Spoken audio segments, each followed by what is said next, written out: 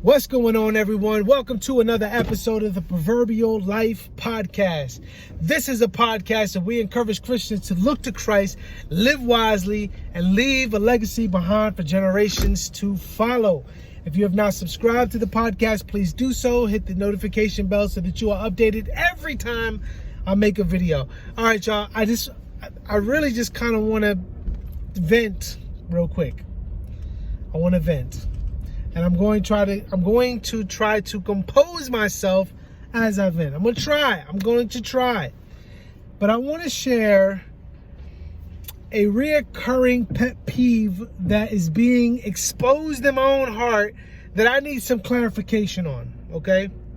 So it's a pet peeve that I have, and it's increasingly growing the more I'm hearing this narrative or this idea perpetuated more and more by Christians, and it's this.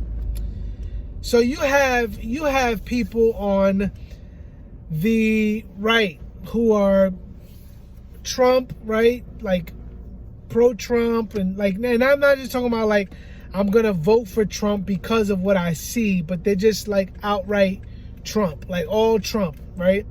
Then you have people who are to the far left, and they're like, nah, pro-Biden, and I'm voting Biden and all that, right? Then you have your kind of libertarian position, right? Where they're like, I'm not going Trump or Biden.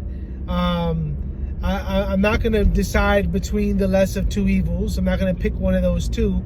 So then you have that group, right? And maybe they'll vote libertarian, or maybe they won't vote at all, and that'll kind of be their stance on that.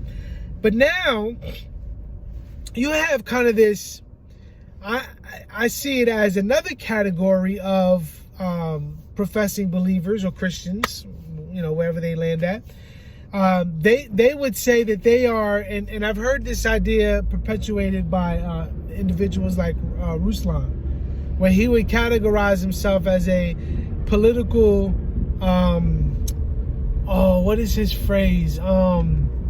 Political. Oh man, I just had it on the tip of my tongue. Anyway, where they don't really like their thing is that Jesus is so it's like a pietistic position, honestly. And this is what they say. They'll say, what's the word? Y'all help me. Political, it's not Gnostic, political agnostic. Political agnostic is what Ruslan says he is. Okay. And what he basically means is that, like, on each side of the scale, you'll get into these like arguments, and then you have your tropes within each, within each like sphere and all this, and so you get this back and forth going on, and so he's doesn't really hold to any of those camps, and he's kind of a political Gnostic, someone who's an agnostic, who they recognize that there is a God, but they don't have any evidence to substantiate that they recognize that there's something out there, but they don't necessarily have enough evidence, they would say, to say that this is God, the God of the Bible, so on and so forth. Okay, so in the political sphere, that's what, in this case, Ruslan would say that he is, right? Okay. Well, then you got, and I'm just venting here, y'all, so I need your help. Help me piece this together, because it's starting to frustrate me.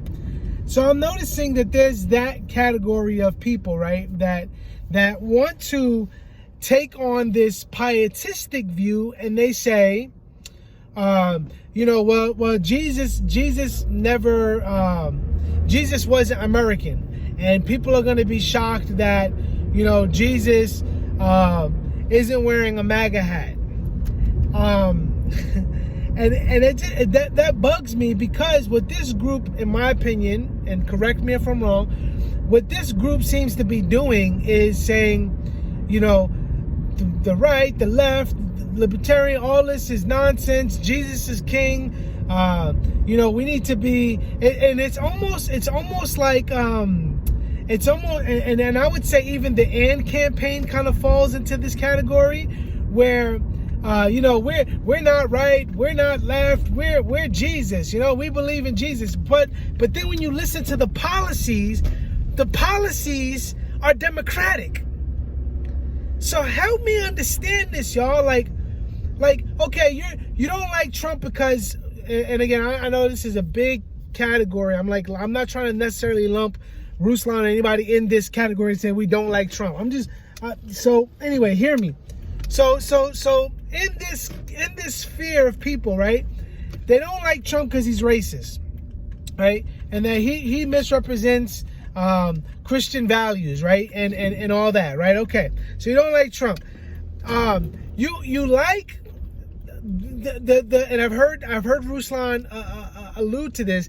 You like the fact that the Democratic Party cares for black people, which is garbage. They don't, okay?